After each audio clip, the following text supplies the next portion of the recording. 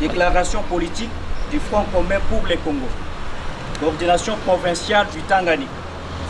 Nous, fédéraux du parti politique, membres du Front commun pour les Congo, ainsi que FCC, coordination provinciale du Tanganyika, réunis en ce jour en envie de dénoncer et condamner la situation politique de l'ère qui se vit dans notre province du Tanganyika.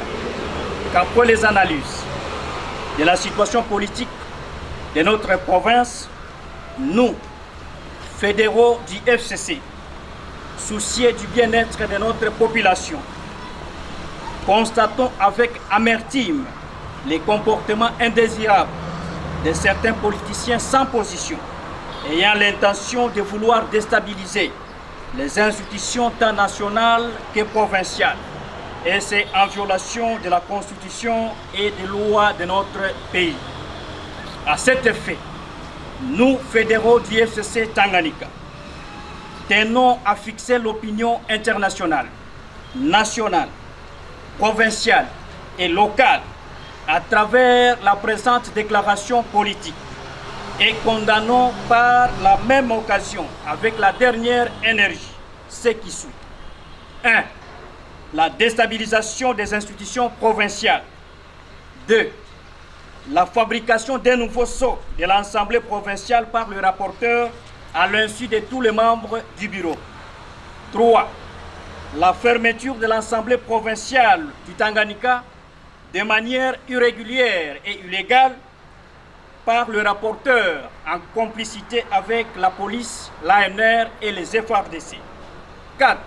Le non-respect de la Constitution et du règlement régissant l'Assemblée provinciale, en ce sens que tous les 5 membres du bureau sont visés par une pétition, mais 3 membres parmi eux continuent à engager l'institution.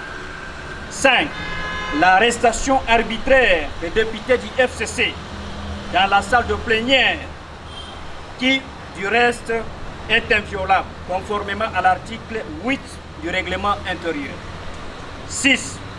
L'empêchement des députés du FCC d'accéder dans l'hémicycle par les éléments de la police, de l'ANR et des FARDC. Et c'est au profit de ceux qui ont adhéré à l'Union sacrée. 7. L'illégalité des élections de la présidente et de son vice-président de l'Assemblée du fait que la présidente n'a pas eu l'autorisation de son parti politique et que son vice, qui est un suppléant, n'a pas droit de postuler à n'importe quel poste de membre du bureau. Et c'est en violation du règlement intérieur et de la Constitution. 8. La motion de censure contre le gouvernement provincial, initiée par le député de l'Union sacrée, du fait que tous les griefs chargés au gouverneur sont des qualificatifs mensongers. Par ailleurs, nous, fédéraux du FCC Tanganyika, mettons en garde les élus nationaux, provinciaux et les services de sécurité qui accompagnent le mouvement dilatoire de déstabilisation des institutions provinciales, car les services de sécurité sont apolitiques. En conséquence, nous, fédéraux du FCC Tanganyika, soutenons indéfectiblement A. Nos députés provinciaux qui sont restés fidèles au FCC et nous les encourageons et félicitons de rester dans la logique du respect des lois et des textes réglementaires du pays. B.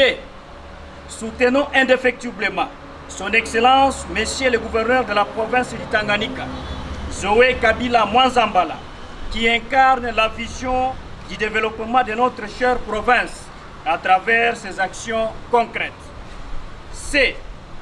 Soutenons indéfectiblement l'autorité morale du FCC, son Excellence Joseph Kabila Kabange, président de la République honoraire et sénateur à vie, père de la démocratie et de l'alternance pacifique et civilisée.